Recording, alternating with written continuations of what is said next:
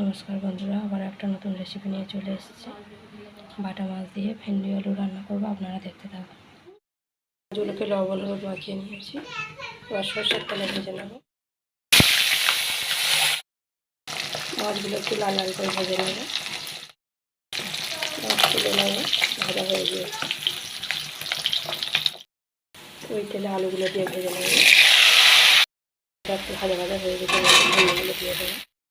ভেন্ডি আর আলু ভালোভাবে ভেজে নেব।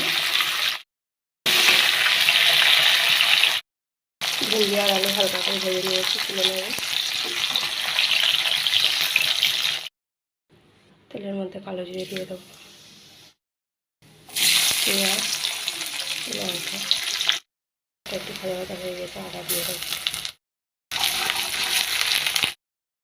টমেটো দিয়ে দেবো, ভেজে রাখা ভেন্ডি আর আলু দিয়ে দিলাম, লবণ আর হলুদ দিয়ে দেবো।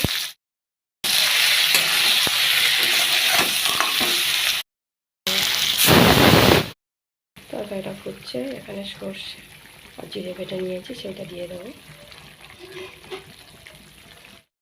তরকারিটা ফুটছে খুব ভালোভাবে, মাছগুলো দিয়ে দেবো।